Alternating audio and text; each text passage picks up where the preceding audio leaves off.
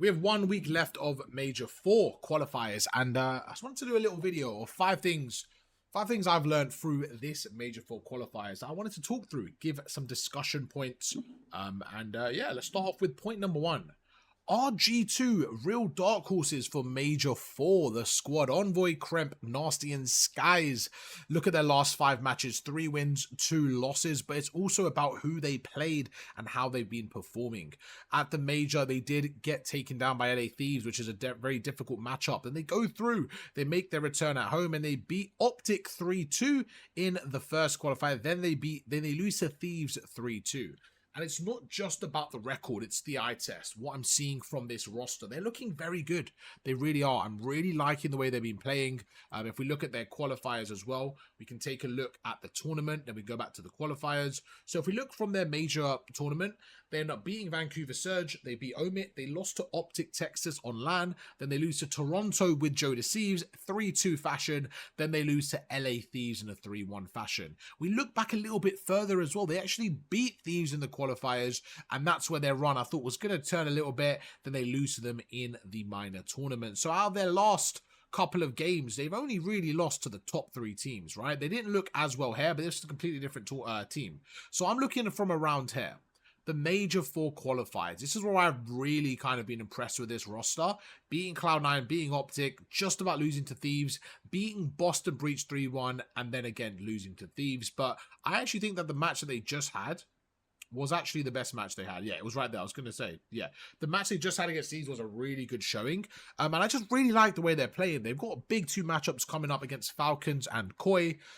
I actually backed them over Falcons this week. I just think they're playing a little bit better. I think Skies is playing some of his best Call of Duty we've seen in such a long time. Nasty's got this new resurrection with a new squad. I think Kremp is the best player in the game outside the top 4 teams. And then Envoy is also with this weird resurgence where he's absolutely frying, and I'm loving to see it. So I want to see this G2 team do well. I think they're a real dark horse. Then we go to point number 2. Miami Heretics. How are they doing? Can Miami return to form with Real? That's point number 2. They're looking really, really bad. They're looking terrible. But the phase could have been a glimmer of hope. Up until this point, I was not on the Miami train. I really wasn't. But they looked incredible against FaZe. Now, this is the only problem. They seem to have FaZe's number. So I'm really, really curious. Is this the start of a turning point? Can they chain some wins together? They have 2 fairly easy matches, Cloud9 and Vancouver this weekend. If they can chain some wins together, they can go into the major tournament with 3 wins on the bounce. I think on land, this team is a threat. But we have to see the way this team transcends, because they were not performing well with Real.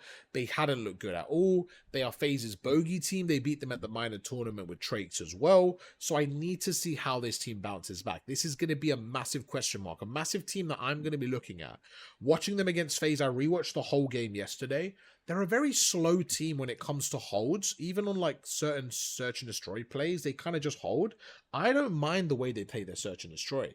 If they can up the tempo in the hard point, I think they're going to be a real struggle, because when they play search and destroy slow, it's absolutely fine. It works for them, right? So I'm really looking at their hard point. If we look at their stats as a whole,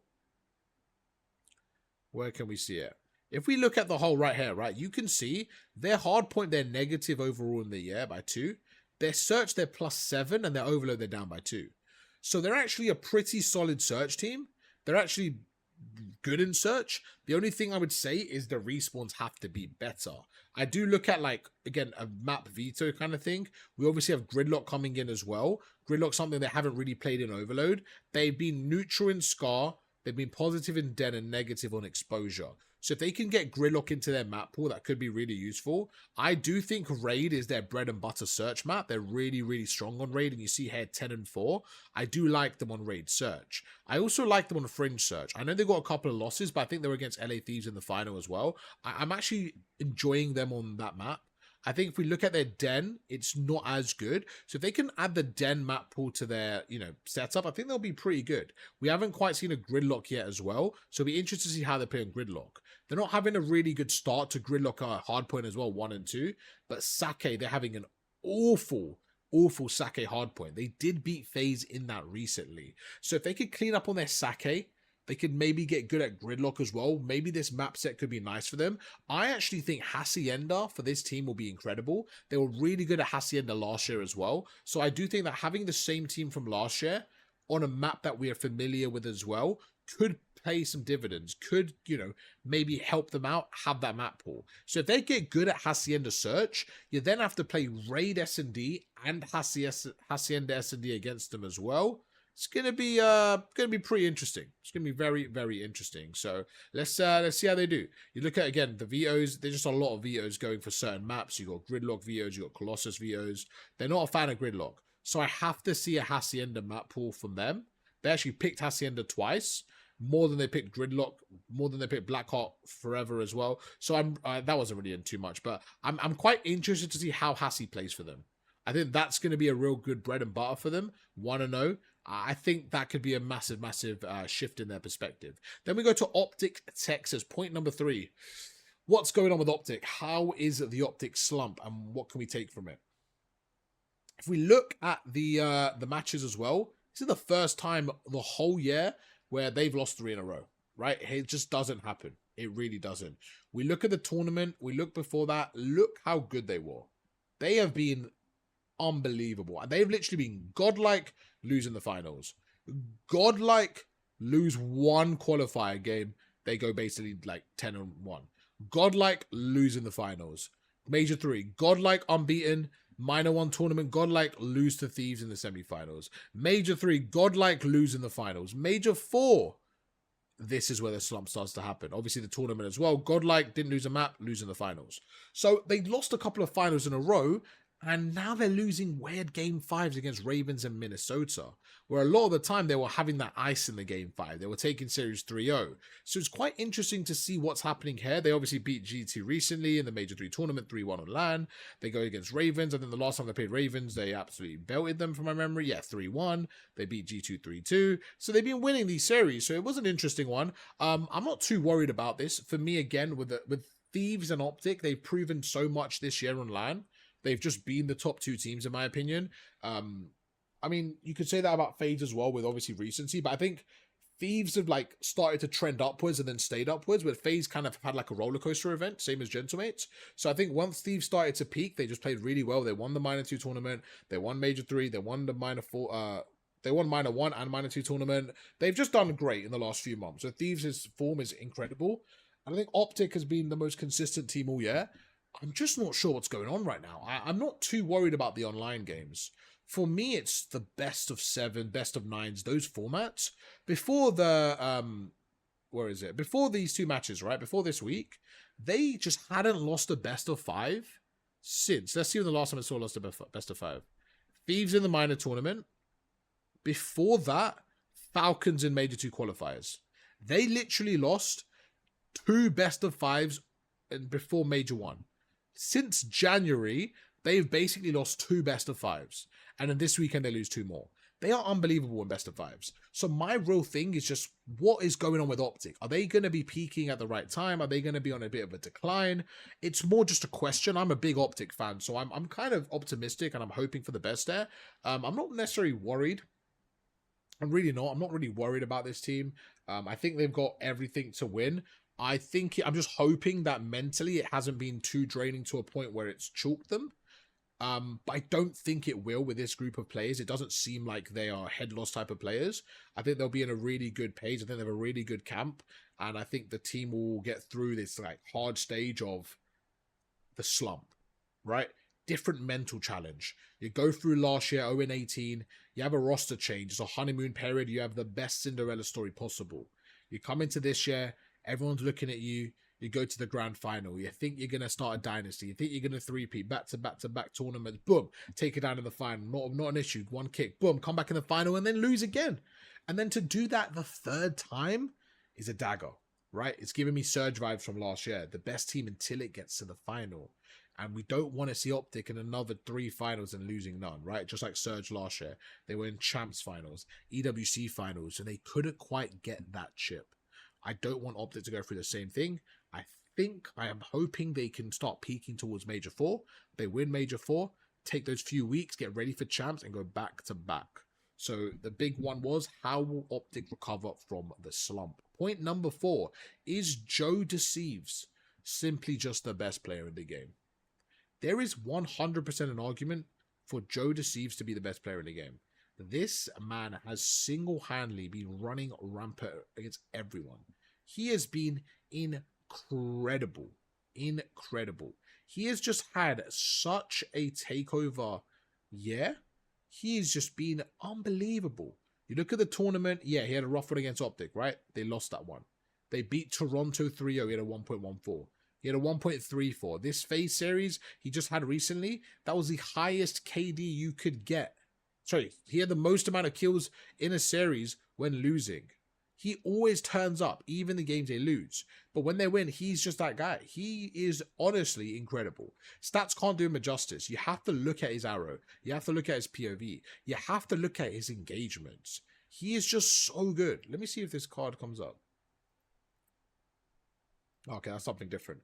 But his actual, like, stats have just been incredible. I want to see some overall, but yeah, no, I mean, that doesn't matter too much. He's just been good, man. And let's talk about this Gentlemates team a little bit more, man. We've got some interesting matches coming up for them. So they got Boston Breach to come up in this qualifier. I believe I want to see what they are right now. So in the qualifier, they're 2-2. This is a massive game for them. Really, really big game for them. They obviously had Falcons, but this was 2 weeks ago before the roster took place. And then since the roster changed, they had these 2 games and the minor tournaments. They beat Koi, they beat Surge, they lost to Optic and FaZe. I think the FaZe game was so competitive and they probably could have won. Even if we look at that FaZe game on paper as well, like, look how insane this game was. And once again, like, they probably could have won. They lost by 1 point, lost by 1 round. If you look at the overview, I mean, just look at this man, Joe. He had literally 2,500 more damage than half his team. He was just doing everything. Most damage in the lobby. If you look at map 1 as well, just map 1 alone, he almost has 6k damage and they lost by 1. He's just been incredible. He had an 18 kill game against Vancouver Surge in the S&D. He's just showing out. He's showing out so well right now.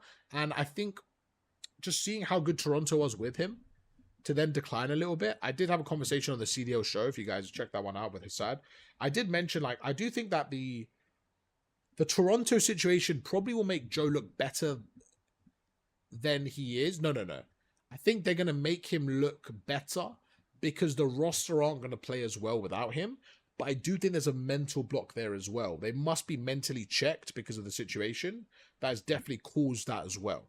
So, of course, like, Joe is a massive downgrade to lose. But I think mentally they're also checked, so the team's also playing worse. So it looks even worse than it would be in another situation where they never had Joe, they had Abe. I think they would be better than where they are now.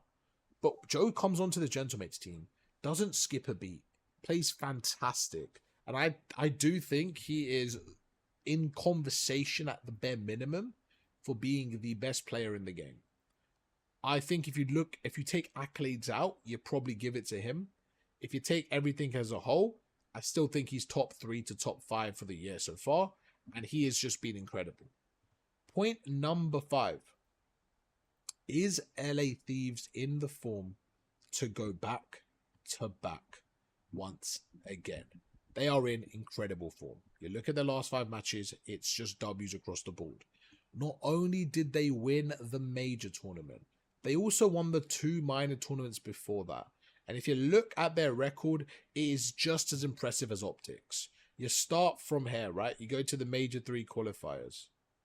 You go through, you lose a couple of games. You got the minor 1 tournament. They win all 3 of their games against some pretty tough competition.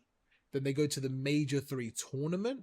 They beat absolutely everyone besides FaZe in a grueler map round 5, series 5. They go through, they then beat G2. They beat Falcons. They beat FaZe in the rematch on the Sunday. They beat Koi 3-0. They beat Optic in the grand finals. Then they go to the minor tournament 2. They beat G2 3-0. They beat FaZe 3-0. And then they beat Optic 4-2.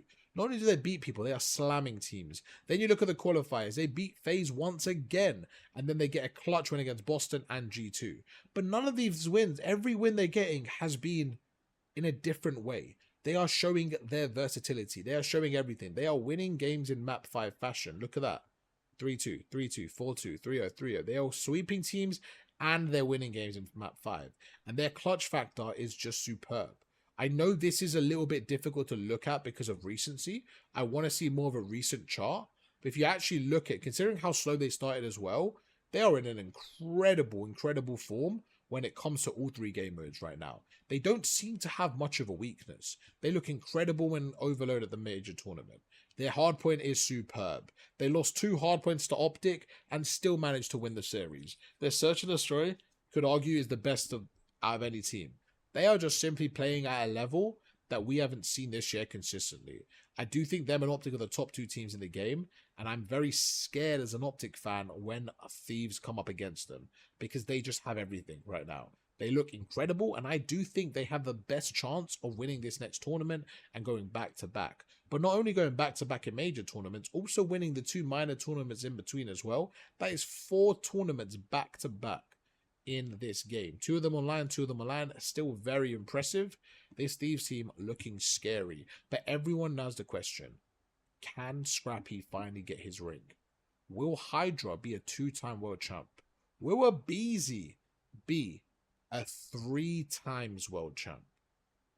Can Rookie of the Year potential Neum win his first ring? These are the questions. Because if they do get this ring, history will be changed. Abizi will now enter the GOAT conversation with 3 rings as an SMG. He'll be up there with Shotzi. Scrap went to the GOAT AR conversations, having his ring of his own. Hydra, for sure, will be entering the conversations with his 2nd CDL ring. These are the questions, these are the conversations we're going to be having at the end of the season if this LA Thieves team manages to get the win. And will this team with such a rocky start be able to have one of the best years of the recent times in terms of pure dominance? If they were to win this and then champs, they would have had maybe the best, most flawless mid to end year we've seen ever. So these are the questions. These are the 5 points I wanted to raise after CDL Major 4 qualifiers. Let me know down below anything you wanted to add, anything you guys think. And I'm going to be making sure we do some CDL conversations, some CDL shows every single day. So stay tuned for your CDL news, your debates, your rosters, just me talking to a microphone. Yeah, I hope you guys enjoyed, and I'll catch you guys for another one tomorrow. Peace.